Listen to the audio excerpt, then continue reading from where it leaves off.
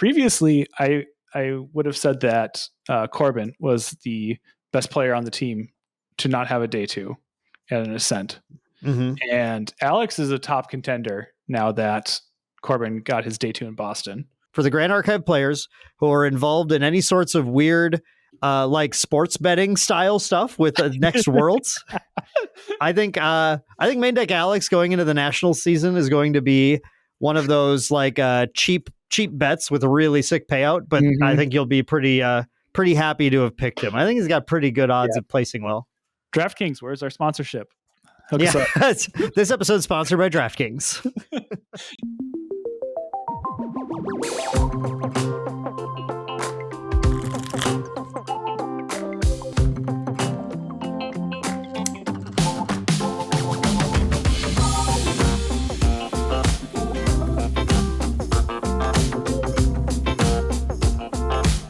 Welcome, everyone, to another episode of Recollection Step, a Grand Archive TCG podcast, part of the Maindeck podcast family. I'm Dan. And I'm Taylor.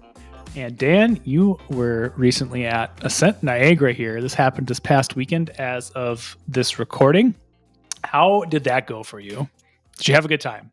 I thought you were going to ask how what I played at Locals this week. Because you weren't at Locals. Yeah, I know, but it would have been fun. I didn't play Locals again just because it's kind of been the trend. I see. Yeah, no, that's on me.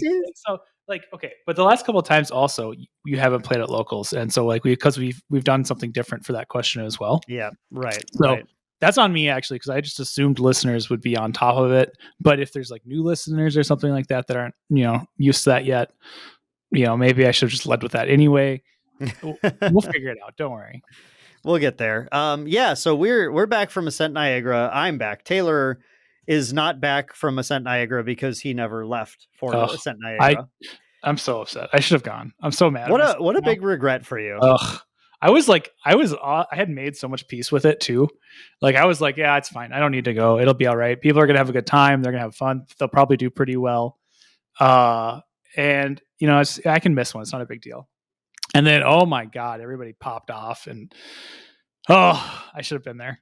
Oh, that would have been so much fun. Yeah. Team had a pretty good showing in general. So there were 10 Maindeck team members in total at the event. And of them, 8 of them made day 2. So, and the 2 that didn't were 5 and 3. They were 1 round off. Right on a bubble. Yep. It was rough. There were some team kills.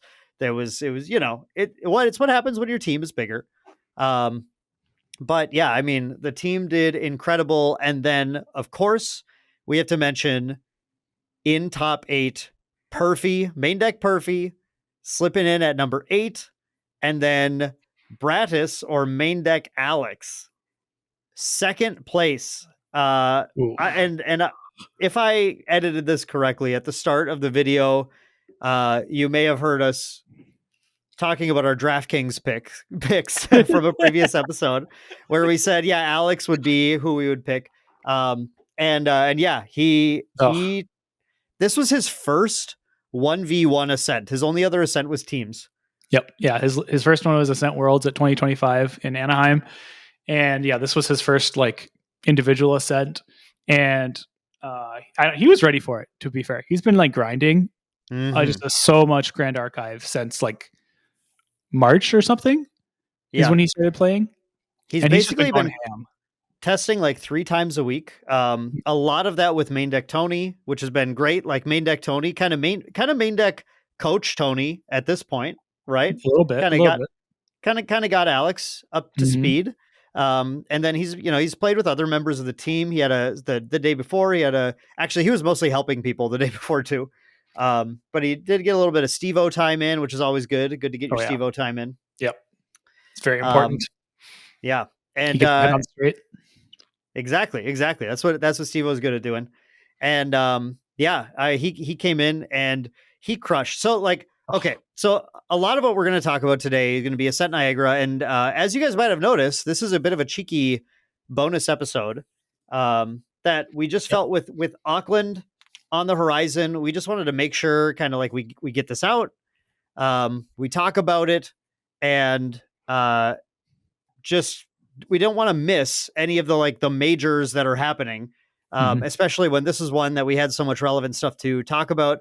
And plus, this is releasing afterwards, but I'm sure we'll have lots to talk about with PTM because we got the dev stream that's happening here very shortly for us, and it's a busy time, right? Yeah. And then Akihabara is coming up, so I was very prepared to just like combine this podcast with Auckland, just because like they happen so close to each other. I don't think there's going to be a lot of like meta influence from one to the next. Like there's just not that much time to pivot and prepare. Like you'll see some top players doing that, but in general, the meta I think is going to be very similar. There are going to be some differences because there'll be like localized differences between the two, which we saw, I think, big time at Niagara, and we'll get into that later.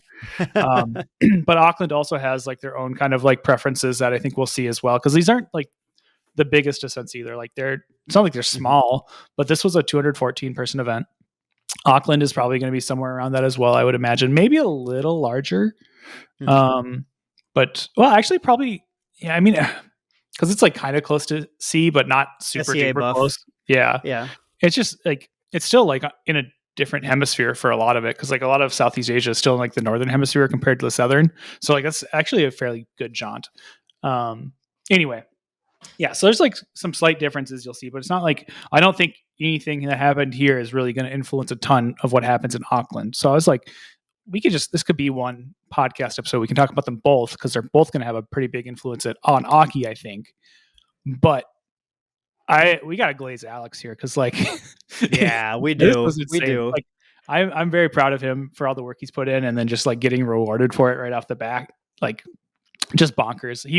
I'm gonna kind of like unbury the lead, or not really tease this too much, but I think he went 7-1 on day one. And he just set himself up so nicely in day two. And like he was able to win the first round and then just draw into top 8 after that, which is bonkers. Very, very, very insane. Very excited for him and his brand new shiny second place Ithne. Yeah, let's talk a little bit about the metagame as a whole. Kind of what Taylor, what you and I predicted would be the metagame, and then what we actually saw at the event. And then I think we'll use that as a bit of a lead in to talk about like sort of the matchups of the day for both Alex, for myself. I can definitely talk about that. I've got a lot to say about my matchup spread for the day.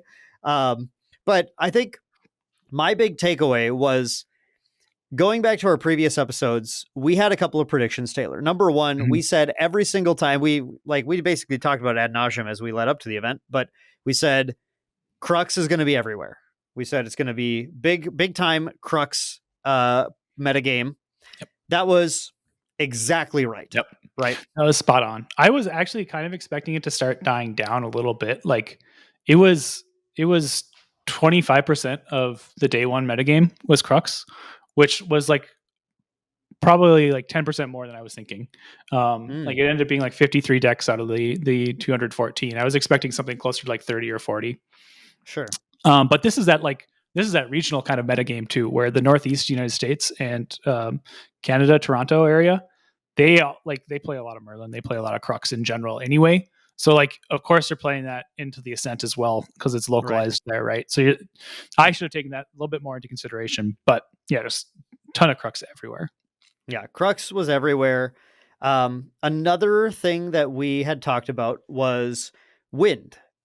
We talked in I think the very last episode, we were talking about this idea that it feels like the metagame is hitting that turning point that we always expect to happen where, yeah, the fire decks are still popular, right? We're not past the turning point, but we're at that turning point where the fire decks are going to be popular, but the wind decks are coming in. They know what to answer. They know how to slow the fire deck down just enough to turn the corner and take it out. And I do think we saw, as we can see from the results, exactly that as well. Yep. Yeah. Wind came in at like 30% of the field. Day two jumped up to just about 40%. So already you can kind of see it really is in an advantageous position there. And then the top 8 was like 5 wind decks out of 8 of them. Right. So like wind is back. It's definitely like the metagame is now set up for it to be able to answer some slightly more specific things that we're seeing. And aggro's kind of dying down a little bit. And so Wind's in a really good spot right now. Yep. And I think that was like our overall estimation. And I feel really good, listeners of the podcast who went into Niagara and believed what the world champion had to say would have been rewarded, knowing what the metagame would have generally looked like. Now, there were a couple of things from the last episode where I think we can point out I don't know whether I should say that we called them wrong, but we weren't specific about that. There's one thing I was definitely feel like I was off on, which is I expected Tristan of the Windex to have a lower representation than at least I felt like it did. And I think seeing in day 2, there were a number, probably, I would just maybe say like, it wasn't a huge amount again, but I would say there were probably twice as many more day 2 Tristans than I expected there to be. Yeah. And part of that comes down to, it is a comfortable deck. It's the reason I brought it. It's a comfortable deck for a lot of people. It has game into everything. If you tech it correctly, it can deal with a lot of stuff. But also, I will say there were just a number of very good players, historical Tristan players, like Asana, who top 8'd on it, who brought it because it's comfortable and Wind was in a good spot, and then they were rewarded for it. Yep. Yeah. Other day 2 players were Jesse and Tress as well. Garrett from if you know him from EU, and they are longtime Tristan players as well. So yeah, like the people who have been playing Tristan for a long time and were kind of ready for it are really kind of getting rewarded for that now too, just because like this is the perfect time to be playing a Tristan deck if that's what you want to do. The metagame is right there for it. I felt really good about the list. I really and like I don't want to bury the lead because I do want to go into the matchups in particular, but man, I had a weird spread that day, and despite the weird spread of matchups, I took a lot of those games. I managed to do pretty well. I really felt in the zone for a lot of those matchups, and I felt like I was making pretty good calls. I had a lot of moments where I had to just force my opponent to have the answer, and I knew I took risky plays, but they were calculated risks, and then the opponent wouldn't have the answer, and it paid off. There you go. Yeah, I mean that's the great part about Tristan, right? Is like she's a little bit more linear deck, kind of like Merlin, where she's kind of forced to play the game plan that she draws into a bit, but at the same time, and the tech cards you have really determine like how good your matchups are going to be for the day. But at the same time, she has some really good high rolls, and she's just going to shadow strike people. It's excellent deck for this kind of stuff. Yep, I really enjoyed that. Now the other thing that we didn't really make a prediction on it necessarily for the event, but obviously the big news was, surprise, surprise, the deck that won the Canadian Ascent was Razorgale. It's the national deck of Canada at this point. Which is like really funny actually, because it's hilarious. Like, none of the Canadian, everybody who played it in Toronto was American. Like, like I don't think there were any Canadians on it. Sure. At that tournament. There were actually Canadians on it this tournament. So like, yeah, this tournament, we can call it the National Deck of Canada now, but yep. I am going to call it that. That might even be the title of the video. I haven't totally decided what kind of pun about, or just joking title about the deck and Canada I'm choosing. But it's right up there, whatever I decided. And, it's all I wanted to do is I knew I wanted to put a Canadian flag and like the Razorgale wins or something, blowing it as the image. So I'm sure you saw that in the thumbnail if I spent however many hours I spent nailing that. But this was something where in the last episode, we went through in sort of a joking manner, but also a serious manner, how much I don't like Razorgale. And only to... There were what did we say? There were 10 players on Razorgale at the event. Yep, 10 of them and on Razorgale. I think 8 of them day 2 or something like that. Not that many. No, that wasn't that. No, where's my stats here? Yeah, we got the stats. I'll let you go. Oh yeah, go ahead. I was just thinking of how many people were on a team. Somebody else's Chaser's team, AOE. They had 8 Razorgale players. I believe that's right. 10 Razorgales day 1, 2 Razorgales made day 2. So right. Actually, not like amazing conversion, but it did have the highest win rate in the tournament at like 56.5%. Right. So okay, I'm gonna I think segue this into my spread for the day because it's very related to this. Yeah. So the night before the event, I'm with Alex in the hotel room. I'm like, time to lock in the list, baby. Like, I'm ready to go. I'm ready to figure this out. There's a couple of things that we lock in. I talked about this on my interview after the stream game I played, but I had a one of Spirell in the list that I was just testing the day before. And it came up once. I was like, ooh, actually, this is kind of cool. I kind of like this card. We go to trade night that night, and I meet a viewer who, Sean, I believe is his name, who shows up at the live streams and everything. And he's like, hey, check out my trade binder. And I open it up. There's a CSR Spirell there. And I'm like, oh man, that's really cool. But I'm really not like, I just was throwing it in the deck today. I'm not like looking to buy this right now necessarily. He makes me a really good deal. And I'm like, all right, like, okay, if that's going to be the deal, then sure, I will pick it up. So I buy the CSR Spirell and I'm like, well, I guess I'm like, it has to be on the list now. Absolutely. Yeah, I'm not going to buy the CSR and then like pull it out for a third arrow trap or something weird like that.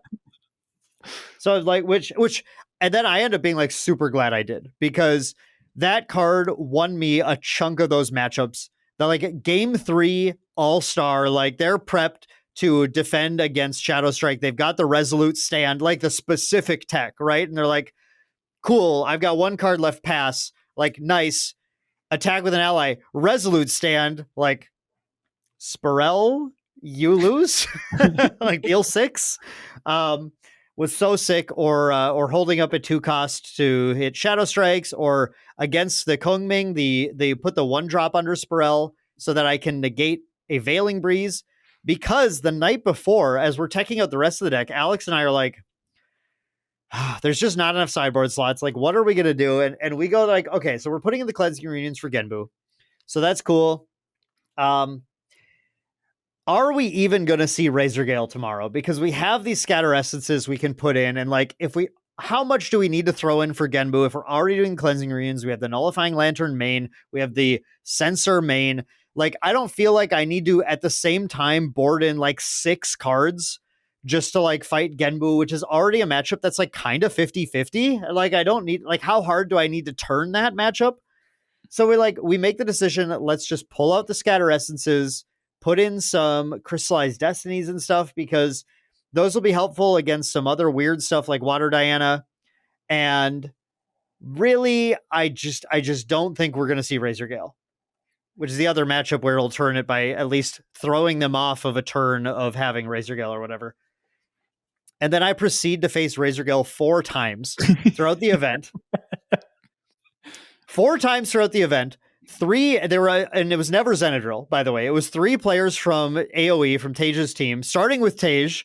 I faced Tage round 3 after I go like round 1, Tristan mirror match, round 2, Tristan mirror match. And again, the last podcast were like, well, probably not going to see Tristan too much. It'll be pretty safe.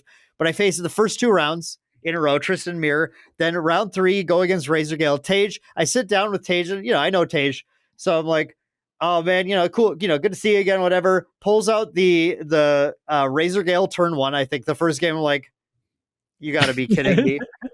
And then going into game 2, just because like I know Tage, and I'm like, I know I'm like a little cooked right now. I'm like, I got to tell you, last night we decided to pull out the scatters, and he's like, oh no. And I'm like, this is like, whatever. Like, he's still gonna play it and make me have it either way. It's not like it's gonna affect the matchup at all to talk about it right now. So yeah, I'm kind of cooked going into this.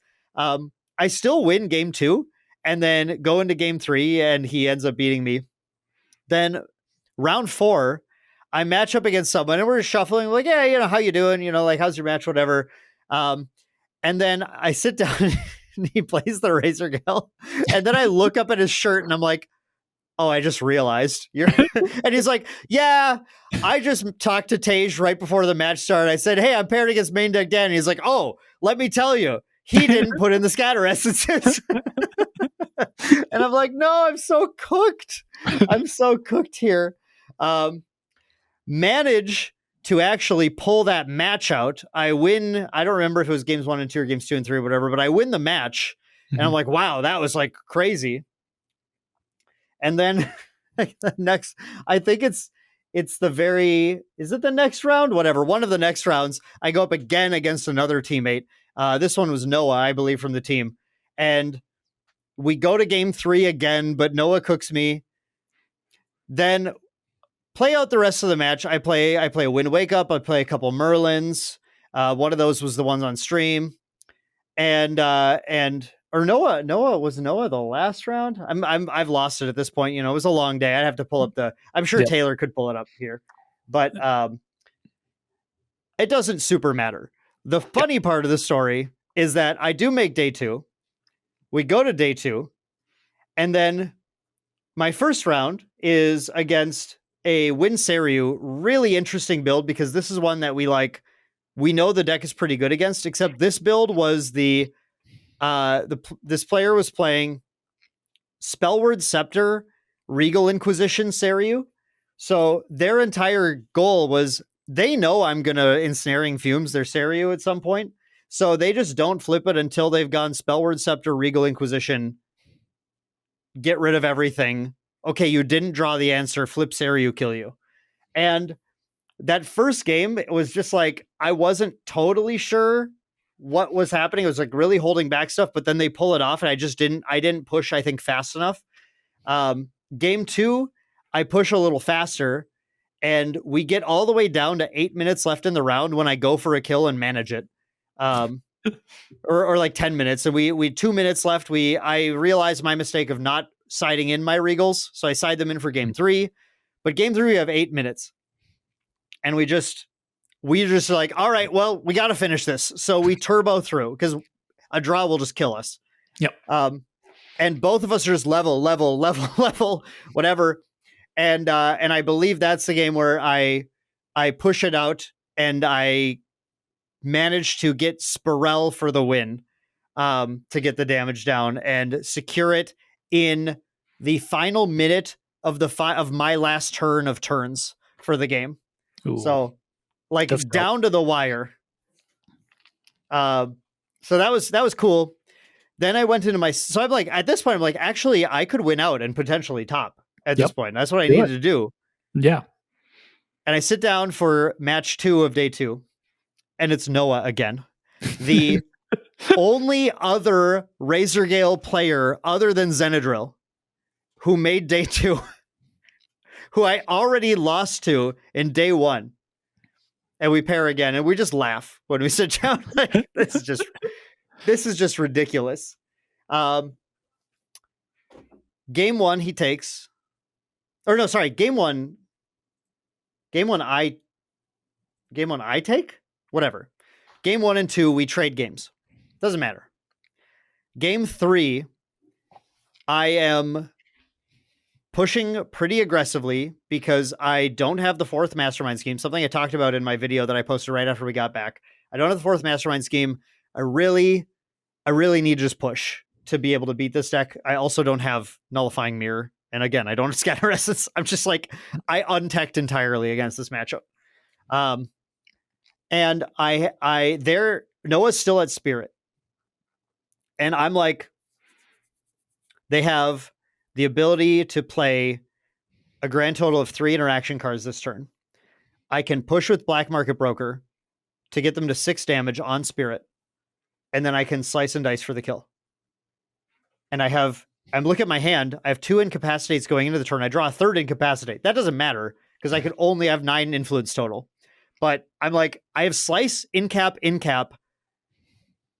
And it's early enough in the game where they like have not dug crazy deep in the deck. I'm like, I just have to do this. There's no line right now. If I just wait, because I think they put the 2nd Razorgale down last turn too. So I'm like, ooh, that's a clock. It's like, yeah, like their clock is real, and they're only going to gain some life and then dig deeper next turn. And I'm never going to have like 3 incaps up with the kill either, right? So it's like, okay, I go for it. Attack with Black Market. They go Veiling. I go incap. They go Arrow Trap the Black Market Broker. And I'm like, okay. I think for a second. I mean, I need it.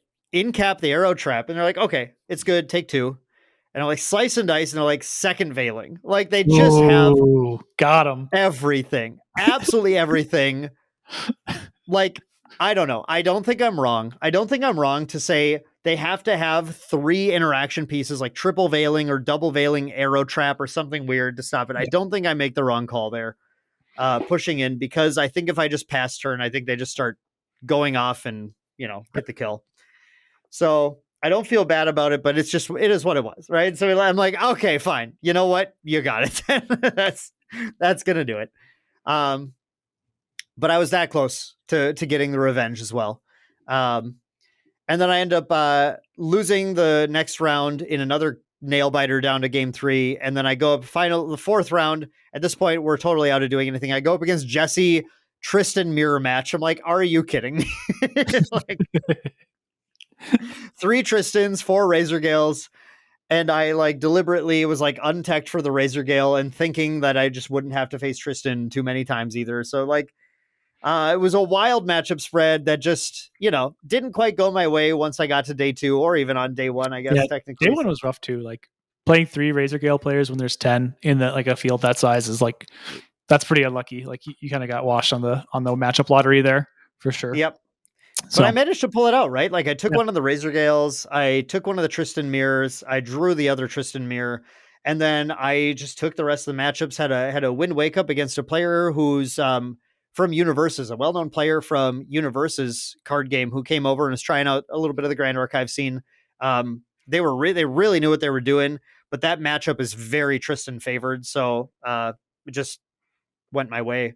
Yep. And then took down the 2 Merlins I faced, which felt good because, again, that's like kind of a 50-50-ish matchup. But I got, and I'm going to be like straight up about what happened on stream. I got lucky that the player did not register a sideboard. Yes. Like, I have no illusions about that. Was my first time winning on stream, and it was a crutch from a judge that I got brought to I played decently on stream still, and again I had a make them have it line where they had pushed me pretty far with a lot of fireballs. I had to take one of them, and I knew that I was cooked to just like an ascension line next to her. There literally was just like materialized prismatic ascension, and then I lose. Mm-hmm. So I would have no interaction with that at that point because I had to use the end caps on the fireballs earlier. So I just went for it. With the 20, I drew the blessed draw on the Shadow Reaver I drew the shadow. It was like the judge and I and my opponent were talking, and I don't think anyone could hear it. Necessarily, the casters didn't bring it up, but we were like, the judge was like, "So you were channeling Taylor there, right?" And I was like, "I certainly was," because I Shadow Reaver, draw, Mastermind Scheme, Shadow Strike, and I'm yeah, let's go. Okay, I sit there and do the math. Like, that's exact lethal. Okay, so let's go. Let's try it. With 1 card in hand, and the 1 card they left was not resolute, so I won. Nice. And then they beat me game 2. It was a tough game. I drew real clunky, but because of that judge crutch of not registering a sideboard, the game loss, I won the round there. But yeah, I mean, otherwise, I felt like I played pretty well throughout the event, which was good. It was just it was cursed matchups. It was not having the right sideboard, which is why when I got back, I had to do that video where I showed off my list, talked about what the decisions I made, and then the what I would have done, right? And the list I would have brought. And I feel like if I brought the list that I showed in the second half there, I would have actually been able to take a couple of those Razor Gale games and maybe a Tristan Mirror, and who knows what would have happened. Yep. Yeah, I mean, one more win day 1 puts you in a much better position for day 2, right? At that point, it's really rough in a tournament this size because it's 214 players, and there's you're starting to get kind of close to that point where you're getting to the cutoff between 8 and 9 rounds on day 1. You're still 40 players off, but you're closer to that than you are the 8-round player, or 8 rounds. Yep. So day 2 gets pretty stacked at that point. I think there was 40 some odd players in day 2. Yep. And at that point, if you're coming in just right on the border there, you've got it, having to win all 4 games day 2 is that's a pretty pretty tough call, especially when like you're playing against the best players in the tournament already because they're still in the tournament. So, right. It's a tall ask, yeah. and it's it like props to everyone who does it. It can be really, really difficult. But I talked to a lot of players who started the day off like 0-2. Not a lot, but I talked to a couple of players who started off the day 0-2 and still managed to make day 2. So it's like, Yep. you never stop, right? You always keep pushing it. Yes. And sometimes you're able to really do some crazy things. Other times you're Alex. And Alex, again, like we're definitely like huge props to Alex for like all of the time he put in. And it really paid off because his day one was honestly insane. Yes.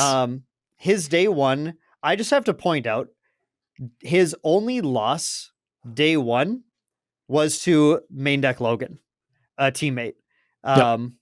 Which is like the best possible loss to take, you know? Yes. Yep. And Logan, unfortunately, ended up being one of the 2 team members who didn't day 2. I think Logan's bracket was like so many main decks and stuff like, and TCG. He had a really strong start too. I think he was like 3-0 for the day or something. He was doing great. And I was like, wow, Logan's going to day 2. This is going to be sick. And then just ran into like so many rough matchups right after that. So he also had some pretty bad matchup lottery beats, it looked like. But yeah. But I want to talk more about Alex's bracket here, because one thing I think I've seen people saying about the Seiryu is and not like they're like, I haven't heard people saying this about Alex specifically, but like, oh yeah, Seiryu topped, dodged all the Tristans. That was not what happened for Alex. Alex faced multiple Tristans throughout the day. And Alex's spread of players that he played was actually like cracked players in the game. It was Alex's gauntlet was crazy. It was rough. He starts off the day against round 1 against World's competitor Quest on Tristan, who is another longtime Tristan player. Mm-hmm. On Tristan, and takes it 2-0. He just does everything he needs to do. And I mean, so that's the thing. I want to dive into this a little bit, this Tristan matchup, because like, it's definitely not free. Like even with ensnaring fumes and being able to play that for free with preparation counters, like Seiryu can play such a like board focused ally heavy game that Tristan actually struggles to deal with it. Because like Tristan just in general like can struggle into these ally matchups because she doesn't have the board clear she needs to really survive and get to level 3 and take over the game. Sadie sometimes gets you there, but especially in Seiryu, you actually don't have like Sadie's not as good. She's not getting you agility very often because of all the like suppress and displace shenanigans that Seiryu does. So like oftentimes you can end up wasting turns trying to control the board against Seiryu, and you don't get any value from it at all. And then Seiryu just gets to go and build up an even larger board. If they're playing things like Beseeched Fatestone alongside Ascent Protector too, that's just a lot of 3/4s. It's really difficult to get through and to manage. And so like Seiryu is definitely not out of these at all. And in fact, if you go look at the matchup spread from Fractal of Insight for the tournament, Seiryu is actually like 50-50 or over 50-50 into Tristan for the weekend. Like it had a 56% win rate into that, only over a few matches, right? So it's not like it's super comprehensive data, but this is not. It's not a dunk. It's not like Tristan is set up to just slam these all down. Right. And I think part of that is, again, like you're saying, it's that matchup spread. It's that Alex was some of those and is playing the variant of the deck. I mentioned there are different variants of Seiryu. I mentioned the Spellword Scepter one earlier. And there's just I think that's part of the sort of the Turbo Seiryu build. But there's the decks that like totally just focus on leveling Seiryu as fast as possible. And just want to win with that. And then Alex, and definitely want to shout out to Maindeck Braden, who's been running this version of the list and really was one of the more pioneering players of it earlier on as well, of this version of the list that plays things like Shimmercloak Assassin, allies that are just like not even Tamer related, but are just used to put that pressure on. And these are the, or you can also call them the flip the panda decks, because a lot of the turbo ones don't want to necessarily take a lot of time flipping pandas or anything. The Besieged Fatestone, but Alex flips pandas all the time. He's a big panda flipper. Yep. And the pressure that he creates is something that Tristan really doesn't want to have to deal with. As Tristan would rather just be kind of like unbothered and just build those resources and call it a day. Yep. Yeah, that's like Serio. You just, if you build it correctly, you don't have to turbo to 3 to win, and it gives you so much power in the matchup, whatever matchup it is, not even just Tristan, because you can take whichever route is going to get you to victory most often, and even if like you're set up such that you want to take a certain route versus another, maybe you just draw into the nuts for like turboing anyway, and you just get to dunk for like 10 damage and 2 arcane blasts in a turn or something like that, right? So right. Like the deck has a lot of play to it if you're not building it such that your only goal is to get to 3 and attack with Serio. Yeah, and you see that flexibility too in some of Alex's stream games when he played against the Arasana in top 8.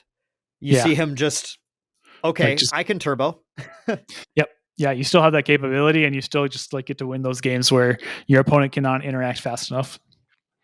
Yeah, those Fruitcake on Arasana even had like some of the fastest Arasana starts, the double Fertile Grounds, able to push out 12 damage with the Polaris plus the Comet Fall to try and take care of the Seiryu, but Byaku's command puts a counter on it, and it's just too big. It's so good.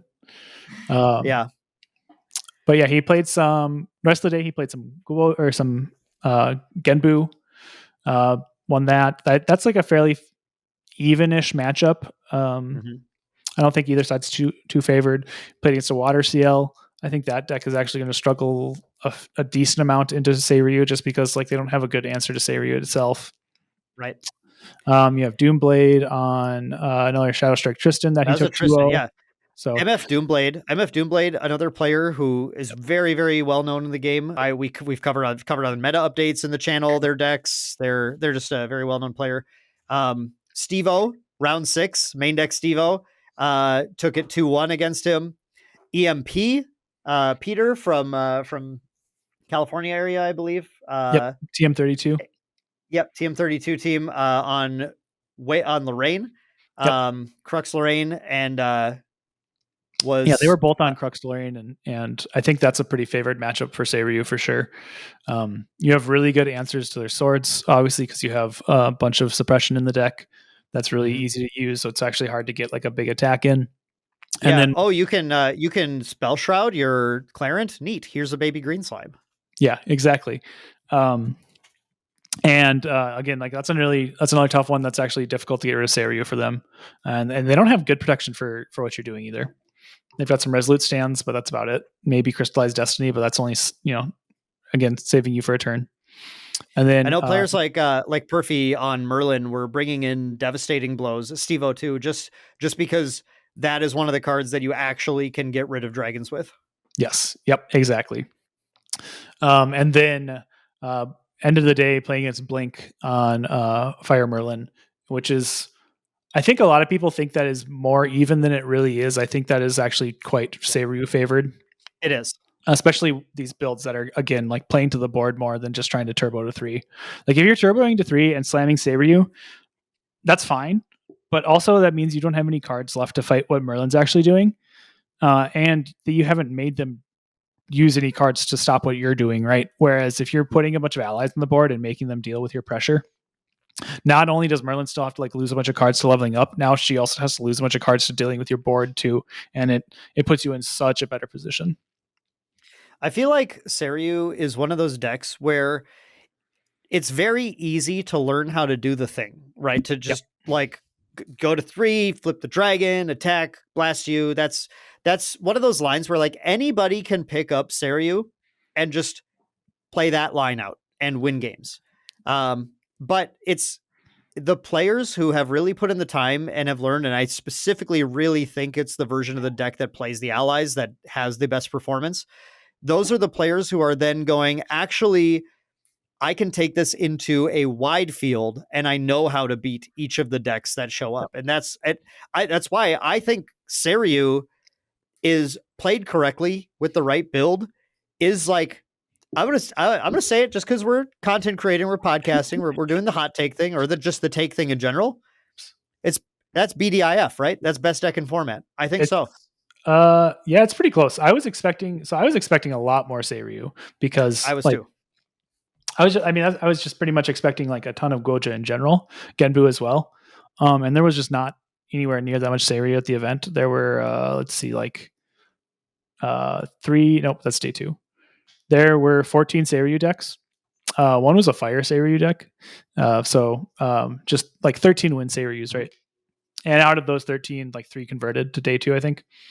So pretty good conversion rate. And then, yeah, I mean, like I was just expecting double that number because it's such a strong deck right now. That and Genbu just are very powerful, especially because a lot of the like Guardian decks that have been showing up, the CL decks, really don't have good answers for either of those big monsters. But that might be another reason why there weren't that many Seiryu decks and Genbu decks, is because there weren't really that many CL decks either. There was 18 for the whole tournament, and like half fire, half water. So there just wasn't like much representation there either for them. So yeah, I think we also have a little factor here, like you were talking about earlier, Taylor, the regional factor where SEA is historically like big Woja fans, and we always see they were some of the first, also some of the first pioneers of Win Seiryu. Yep. I think I remember after Seattle when we saw some of the SEA events coming out, and we saw the Win Seiryus with more allies there. Just like Braden was kind of locking onto as well. And those are the decks that were really performing the best there. So I think we have very good players in that region for the deck. And I wouldn't be surprised, especially like at Manila coming up, to see Seiryu really popping off there as well.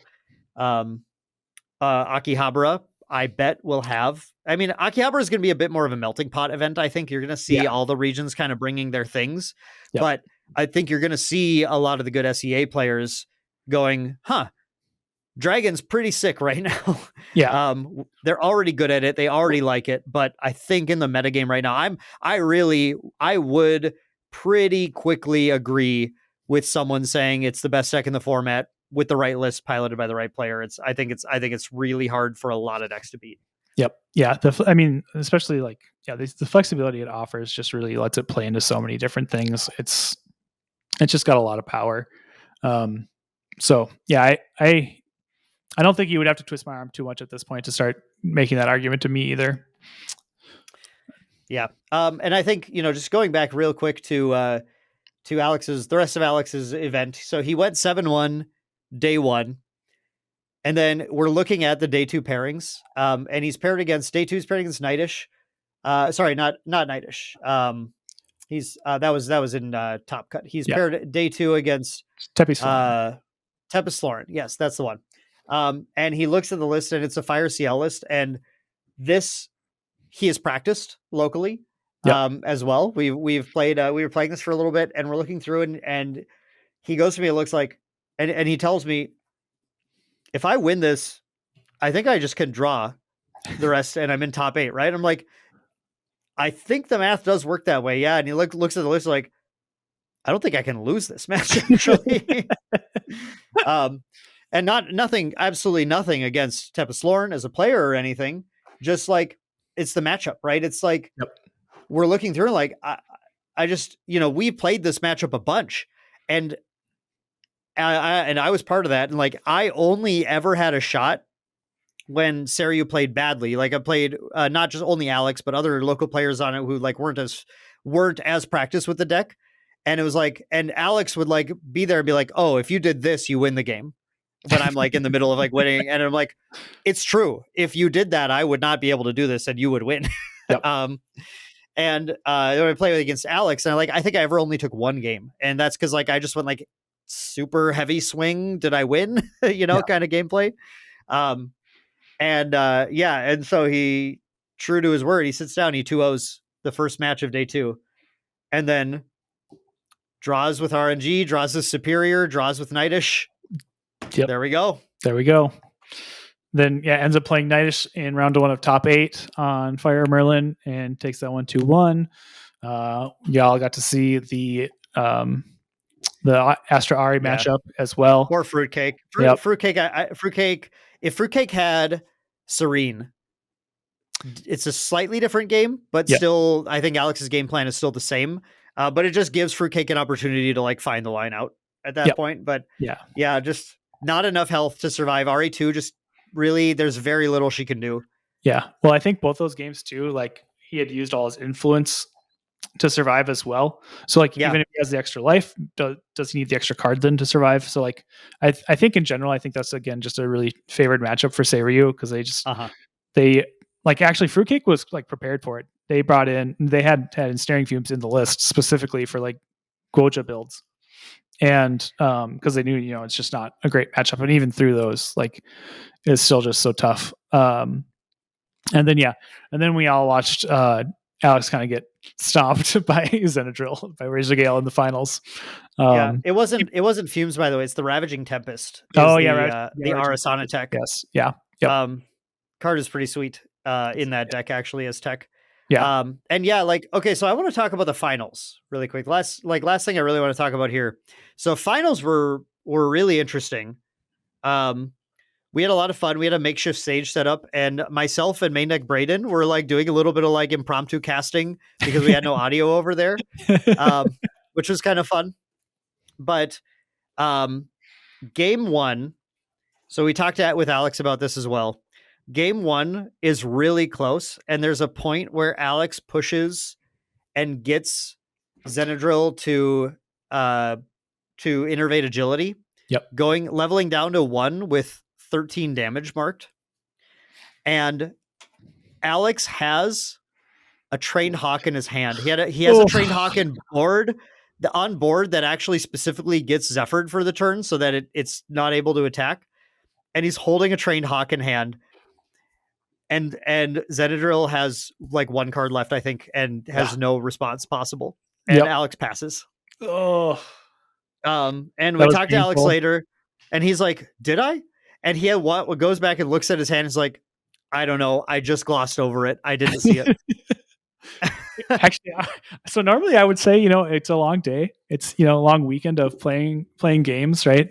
You're putting your brain to a lot of work here, but he had 3 rounds off. So he had plenty of rest. So we're going to give him a little jab for that. But overall, I mean, he played really well, I think. So I think the big thing is that this was his first time playing on stream ever at this event, and he played a few rounds. But specifically for this top cut, the one thing I, as a coach, failed to do for him is, I 100%, like, I know people, so there's some people being like, "Oh, Dan, it's not your fault." No, I actually 100% take an amount of responsibility for this because I was trying to give him some of the coaching going into it about how to play, what to do, what it's going to be like. Yep. And I forgot to say the one super important thing, which is when you're in Top Cut, the rounds are untimed. And you should always, you should be doing no shortcutting, and you should be taking as much time for your turns as you want. If your opponent ever does something that is throwing you off, that's unexpected, that is like, okay, they had the answer to whatever, you should be taking a lot of time to go, okay, what do I do now? Because there's nothing pressuring you at all. Yep. And I failed to give him that kind of pep talk about that, remind him that he has all the time in the world to take his actions here. And I do feel like if I had reminded him properly about that, it might have triggered on that very turn when Xenadrill went hands down to innervate, where he might have looked at his hand again and gone, "Wait a second, this Trained Hawk can attack through." Yeah. And I joke about him like having 3 rounds off, but that was just like a slog of a game too. Like I said, he kind of got stomped. It was, but that first game like was way back and forth. That was like, if you look at the game score and you see only the second game, you're like, oh yeah, he got stomped. But like if you watch that first game, that was a very, very back and forth game. And that went really late. So, because I think Xenadrill had already innervated a turn earlier too, right? So like he had gone up again to level 1. No, that was the first. No, I don't think so. I don't think so. But yeah, it was. But he went. Yeah. Like it was a super late game. It was tough. Yeah, it was a really tough, grindy game one.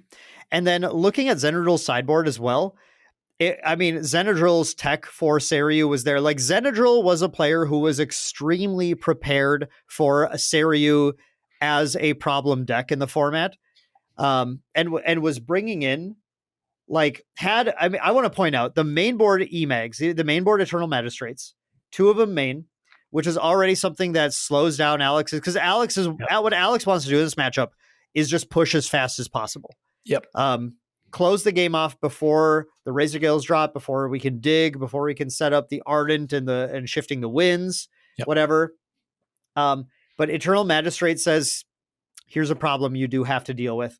And we saw such cool interaction happening there where, like, Alex would try and was trying to save his big ally so he could be aggressive from the Tempest downfall by displacing the Brisk Windtrotter to make it come in and put more buff counters on the ally. Like, Alex has all these gameplay plans to deal with that, to put threats on the board, things that can attack Eternal Magistrate or just push damage.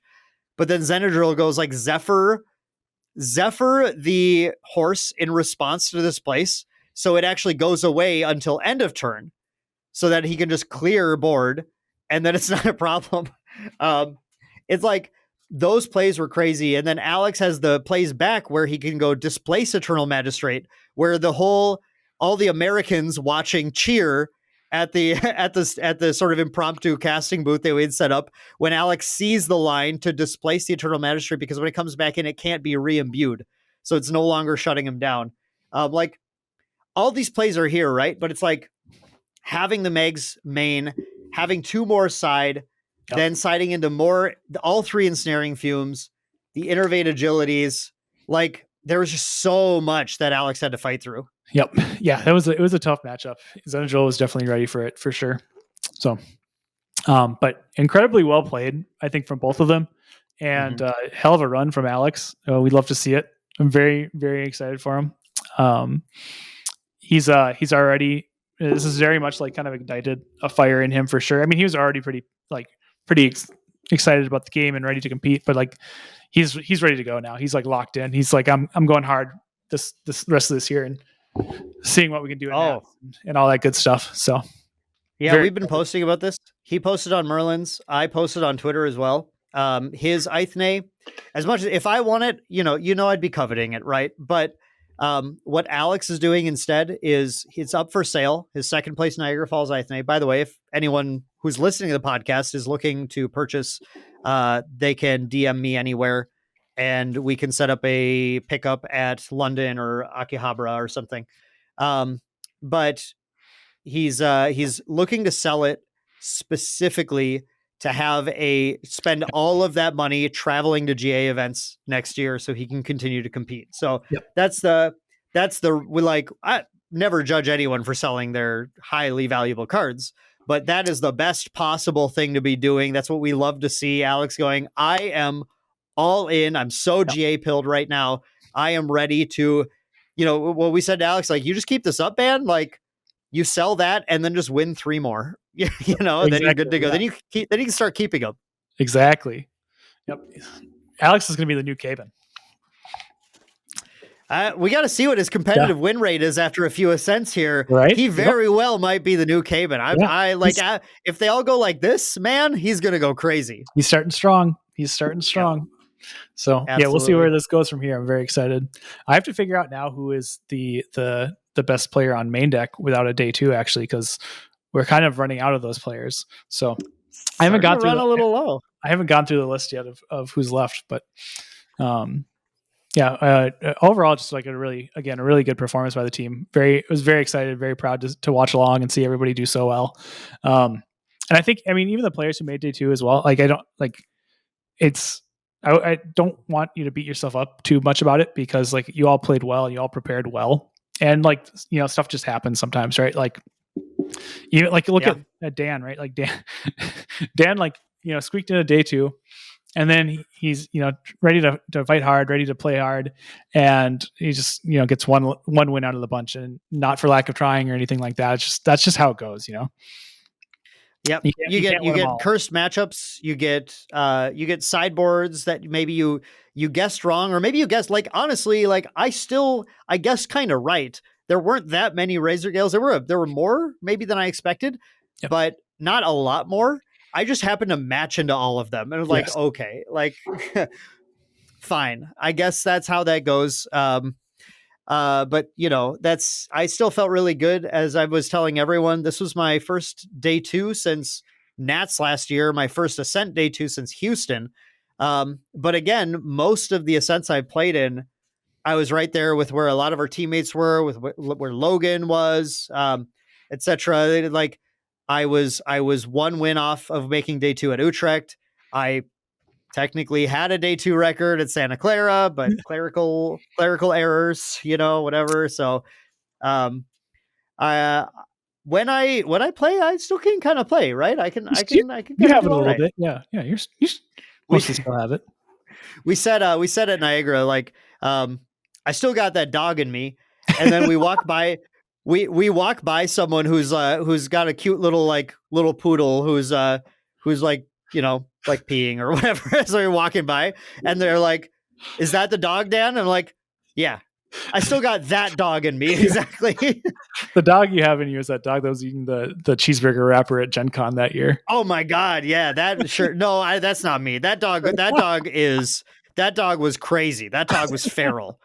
No, I'm more of like a little poodle, but if you get a little too close, I might snap, right? I don't do a little Yeah. bite.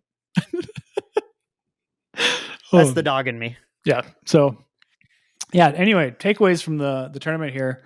I don't know. Crux is still just like, I think even beyond the regional buff it had, still very much like a player in the metagame. Yeah. This could be around. I mean, it's tried and true. It's a comfort pick for a lot of players, just like Tristan is for some of us. And it's got a pretty clear game plan where you're throwing some allies down and beating face and drawing cards and having a good time. So I suspect we'll see that for quite a while yet. The big one for me was just kind of like the complete lack of CL. I was expecting that to show up a bit more, just because we had heard like kind of whisperings of players doing well with it. We had seen it making these regional appearances and doing well at regionals, and then of course, True Champion Gaming I think has had like 2 profiles out now on Wind and Water CL. And usually those have like a pretty decent effect on the metagame, as well as especially like at the regional and lower level. So I was expecting a bit more CL than what we saw. So that was interesting. And I do kind of wonder now about his like viability. I think there's still like a lot of power there and a lot of potential there. And he's still, I think, like a late game powerhouse. A lot of it is just going to be coming down to like figuring out which matchups you need to be prepared for in the metagame, and understanding like what cards you need to include in order to beat those matchups. And there might be some matchups like Seiryu that are just like nigh unwinnable. I'm not sure if there's an answer for a lot of that stuff in there, but like, I don't know. At some point you're just attacking for like 10 almost every turn with CL. So like, that's really good too. Yeah, I mean, I really am going to stand by this. What the things that Seiryu can do and the flexibility that Seiryu has to play the game plan out. And I'm not even just talking about the ally thing, but like the ability just to hold off flipping that Seiryu until you can set up a perfect scenario, whether that's with a Regal Inquisition or just setting up having certain tools available in your arsenal. Like we were saying, talking about the lines against Razorgale, like they put out the Ventus, like, ooh, Ventus is pretty good. Yeah, not when you baby green it for the turn and then flip and kill. Yep. It's like I mean, Seiryu just has so many options with Guoja's lineage release and everything that you can do to protect it. So I really stand by that. I think that is like by and large probably by just a small margin, but it's the best deck I think in the format due to all of its power, flexibility, and options. But I think still what we have here is a comfort pick format, and the comfort pick format, I think that like my takeaway from the weekend, other than never go to Canada without expecting to play against the national deck of Canada. That's my number one. That's the title takeaway here is, yeah, I mean, like, of course I should have had I ultimately decided in my video, Noble Dissolution is what I really wanted to have in my board, as a card that says, cool, you started triple Razor Gale. I have an answer to that. I really would have liked that. I should have brought in some tech against that. But otherwise, you go to a comfort pick format. And I think, Taylor, I'm going to counter what you're saying with I'm not surprised to not see a lot of CL or Diana lists at the format. Oh, Diana was not surprised at all to not see. Well, of course. But both of those in particular, I'm not surprised to not see a ton of them, because when everybody knows that it's a comfort pick format and the teams bringing team decks are not like team decking, they're not doing like what Chess Club did at Boston, where it was not a comfort pick format. Yep. It was a solvable format. This is a comfort pick format. And that means everybody is going to sit down and go, well, what am I comfortable with? And what you're comfortable with is not the champion that just came out in the new set. Yep. It's the champion that came out in set 1 or set 2 or set 5 or 4 at this point, right? Mercurial Heart. Like, I played my comfort pick, which is Tristan. And the team, Maindeck, everybody brought their comfort picks. Everybody did. Everybody was playing with it, like, hey, you know what? I feel good on it. Corbin, Maindeck Corby, as we like to call him. He played his comfort Merlin list, day 2s. Easy. Yep. Steve-O, Merlin, day 2s. Easy, Steve-O right? Was Lorraine. Or Lorraine, sorry. But yeah, Steve-O and Lorraine, man, they go way back. They go way back. Yep. Yeah, Steve-O knows the Lorraine lines. He's a if you need testing against Lorraine, you want to get the best testing against Lorraine, Steve-O's one of your picks for sure. Oh yeah. But I mean, everyone just played comfort pick decks, and Perfy, Merlin, top 8 comfort pick. Right there. I mean, exactly. Yeah. And everybody on Maindeck did 5-3 or 5-3 or better. Yeah. And that's, I think that just shows that I think we will see CLs in a comfort pick format, but that's going to be set 9 or 10 or something, Then people will be like, yeah, I've been playing CL for a while. I really get it. I get the lines. I have the tech. We have PTM coming out, which will have more CL tech. It'll have more stuff that CL can run. It'll flesh out your options a little more. So maybe CL does have an answer to Seiryu. And now you go to a comfort pick format and future set, and like, oh yeah, of course we see Merlin, Tristan, and of course we see CL. Of course we see Diana, whatever. Like, but I think that's my take on why it's kind of the way it is right now. And you're seeing a lot of decks that are just like, they just feel good. They feel good for you to play because you're used to it. Yep, very much so. I can get behind that for sure. There's just a lot of there's the meta is still pretty varied at the moment. Like, there's a lot of people playing a lot of different things, so it's really hard to just predict exactly what we're going to see. So it makes a lot of sense. Meta. Yes, absolutely. Yep. I think the one takeaway I can say is that even if you we see Razor Gale pop up, I don't think it's going to be doing well, because Nullifying Mirror was at an all-time low in this event. Just is at the lowest play rate it's seen in a long time. And that card by itself really does a lot to stifle that matchup on whatever you're taking into Razor Gale, just because they can't change their Veiling Breezes anymore. And they potentially can't even get value off their Windmill Engineers. And so now you have a lot of pressure and a little bit of disruption. And it's really hard for them to beat you unless they find multiple Razor Gales early. Veiling is tough. I would expect to see, as long as people adopt Mirror again and respect Wind decks, especially now that Wind is a larger part of the meta, we'll see that kind of take a backseat for the most part. I think Nullifying Mirror is a little tricky to say it Okay, so in the video I did with Merlin, with about Tristan, I did say ultimately I wish I had Nullifying in my side instead of the Safeguard. I do totally stand by that. But Nullifying on its own, a lot of these tech cards, does not just immediately solve the matchup. And I don't want people to go in thinking that is going to be the case either. Because these decks are... number one, they're prepared with the Zephyrs and the nonsense to be able to just disable it for the turn that they want to actually push for the kill on, which is great for them, bad for you. Also, the one issue with Mirror is that, again, like I felt going into these matchups, unless your deck has a really strong late game, I'm going to go way over the top of Veiling Breeze plan, which if I had the fourth Mastermind scheme in, I have that plan of just go to 40 prep counters and I don't care what you have anymore. You're dead. Unless you have that plan, your deck generally has to push pretty aggressively. And it is just kind of tough for some of these decks, especially level 3 decks that are trying to do that, to find the opportunity to put the mirror out, to be able to kind of start to fight against the opponent. And if you ever put out mirror too late, we've all been there, go materialize mirror, and they go, before it resolves, kill you, which is, a little rough. Or put the veiling out right away and then kill you next turn or whatever. Well, it's the veiling that's the issue, right? Because they can't. Yeah, mirror doesn't stop them killing you. Like that's Sorry, not kill you, but I mean they can do that. But veiling deal damage. Usually it's the like veiling deal some damage there that starts to push their threshold up, where the next turn they go like Ardent Cloud Striker. I was shortcutting. But no, I mean that it's not a cure all like like some cards are. But at the same time, I think it just adds so much percentage to that matchup for the decks that are prepared for it that it really pushes Razor Gale out of the meta. And then the decks that are like weaker into it, and these level 3 decks that can't play mirror as effectively, it just gives them more breathing room, right? Because there'll be less Razor Gales running around.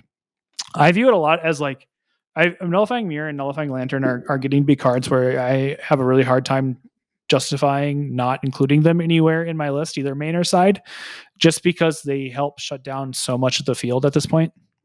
Lantern shutting down a lot of the fire aggro strategies, and Genbu and Mirror shutting down not just Razor Gale, but like just a lot of wind decks in general, because a lot of them are relying on Veiling Breeze. So it's not even just Mirror, it's just wind. And also, again, kind of getting some splash Genbu damage if you have the room for it to hit like revitalizing cleanses and stuff. Luxem is like less of an issue at this point, but Nullifying Mirror also gives you a lot of extra play in that matchup as well, letting you keep your hand up for their turn if that's what you're doing. So like it's getting to the point now where I think like it's tough because material decks again are just so limited between that and the sideboard slots.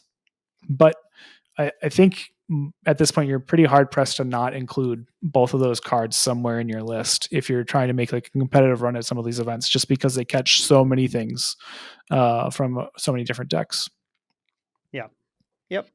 I mean I agree, obviously, because that was one of my big takeaways.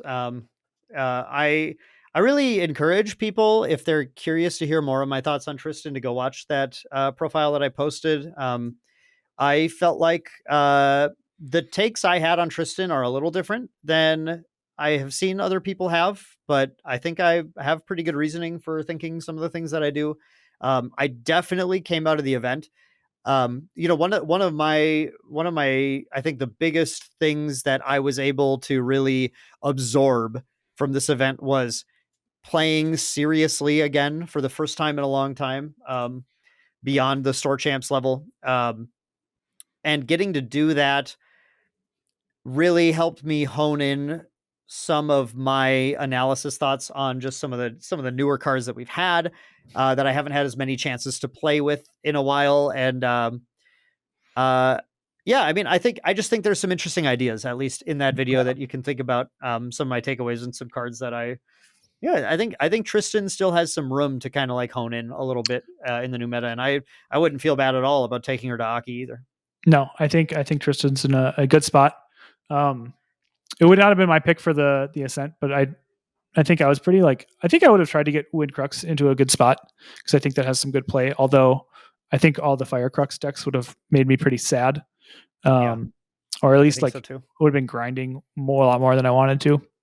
Yep. But anyway, Tristan, I think is going to be a good pick moving forward. And then there's a pretty big possibility she picks up a couple of just random pieces that help increase her consistency in PTM as well, if there's anything in that augments the Assassin Merlin Recollection deck. So that's definitely a deck to be keeping your eye on as that set releases. I think that's an excellent place to be for sure. I think a lot of these decks we're seeing now too are just going to continue to be a presence in the metagame moving forward. So Merlin and Crux Lorraine, both of those. Seiryu, Genbu, those are going to be, I think, making a lot of appearances as well. Wake Up is an interesting one because it's pretty linear and you can fight it if you want to. But a lot of decks are not super equipped to fight it either. And it's just going to take some matches out of nowhere sometimes. It does, yeah. So that one I expect. Wake Up's a scary deck. Yeah. Yep. I gotta say, that was the first time I played it in any serious setting. And even though Tristan, I like the matchup is pretty good just because you do have tools. That like you cannot let up at any point. You gotta be like in full control of that game. Oh yeah. Yep. It doesn't take long or much for them to like add an extra 15 damage to the board, and that's often enough time or enough to kill you and take the game. So we might see, I don't know, we saw some Arasana, but that was mostly just Arasana diehards. And I think we won't really see a ton of that, like creeping back into the metagame. Luxem was like nowhere to be found in this event. And honestly, I think it's in a weird spot right now. Like, I think it's just kind of too slow to compete with a lot of things. And a lot of things are also like coming at it at an angle it's not really prepared to fight anymore. There's just a lot of like, well, first of all, it really struggles into Shenju because it doesn't know what to do about Seiryu. Yeah. I was going to say exactly that. Like, here's a dragon. Yeah. Good luck. Yep. You can't Excalibur it. So I hope you have some Uthers. Actually, I don't even know. True. Uther does Uthi boy. I mean, once you get through the Gojo release, yeah. Yeah. Well, there's that too. Yeah. So Luxem, I think, is in a weird spot. As well, like there's just a lot of other cards that are like Regal Inquisition obviously like shuts that deck down pretty hard. Like that's the one deck where like Regals are actually a good defensive piece and not an offensive piece. Mm-hmm. Just getting rid of all their Luxem cards, and then now you don't have a win condition anymore, and they're not putting any pressure on you, and they're kind of just scrambling while you beat them. There's big attacks out of all decks at the moment, and they struggle into big attacks as well. Just because they can't just recover that chip damage over time. So I would be surprised to see a lot of Luxem popping back up too. So that's probably something you don't need really much on your radar. But the rest of the decks we saw, I think this weekend are going to be like staples moving forward, which makes sense. Again, we're in such a wide open meta. Like this is not like a hot take or anything like that. We're just in such a wide open meta that you can play pretty much anything and expect to do reasonably well if you're prepared for anything and comfortable on the deck and know the lines. My take going into Auckland, for everyone who is, even though this might be releasing when Auckland's happening, I'm not sure, but going into your next, either it's Auckland or Aki or whatever. My take is still, you want to play a deck that can beat Crux. Yep. You want to have at least if your deck is not 50-50 into Crux at a minimum, I would maybe play a different deck. I just think it's going to continue to be the most popular deck. I think you also want a dedicated plan for a couple different wind decks. It's not, and wind is harder to prep for, right? I think it's easier to say like, because bet is too wide, but it's easy to go, okay, I can make sure my main deck beats Crux, so that's cool. Yep. But then be ready to deal with Shenju, be ready to deal potentially ready to deal with Razor Gale in some way, at least respecting various wind decks by playing Nullifying Mirror is a good start. Yep. And I mean, almost all wind decks are playing Windmill Engineer, right? And most of them are playing Veiling Breeze. So between those two, like those are a lot of the cards you really want Mirror for anyway. Just bring Mirror. Like that's step one. That's step one. And then figure out beat Crux, what else you need. Bring Mirror. Yep. And then I personally never leave home without a plan for Genbu, just because I hate that if I go into Genbu and I don't have a plan, it is Genbu without a plan is like a 0-100 matchup. It feels like, just because it just has so many ways of just going, you just lose the game now. Yep. So I try to always have at least that as well.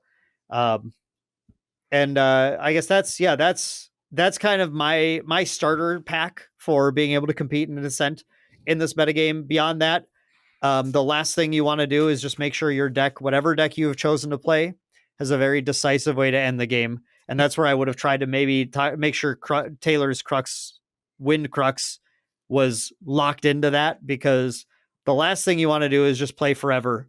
Yeah. You're in Grand Archive. I feel like, especially now more than ever, your deck needs to go boom, like press this button, I win. Yep. Absolutely. So many decks can find ways to like sneak around your defenses that you need to be able to end the game. So if you're playing Wind Crux, I think like Wind Lorraine is perfectly fine still. And there's lots of ways to like get that to like end the game. Like Ghosts into Bannerate is an excellent draw, right?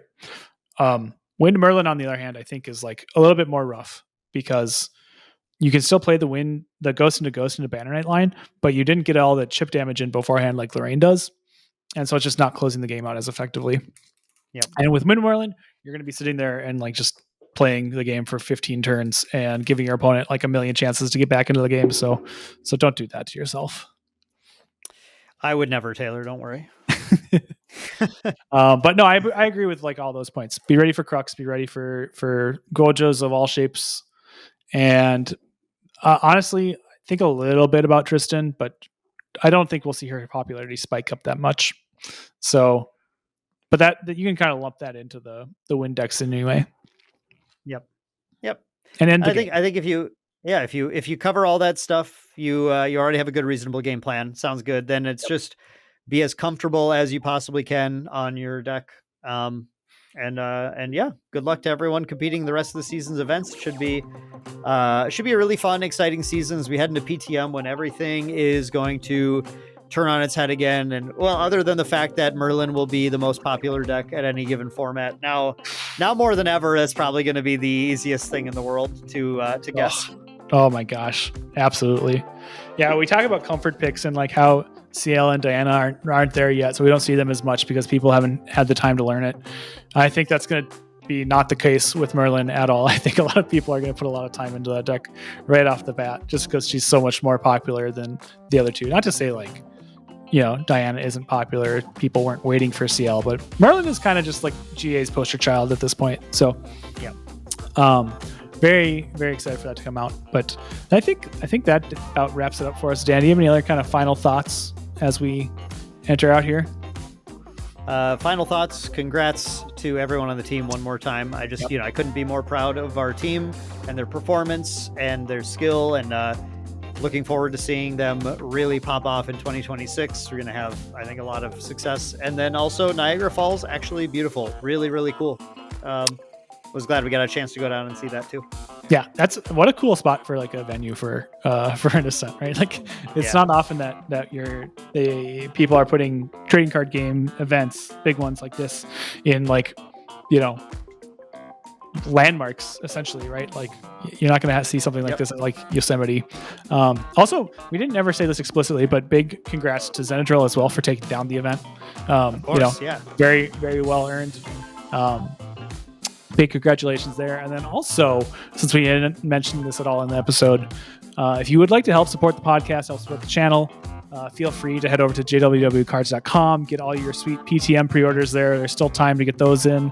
That's not releasing until December 5th, so pre-orders are available there.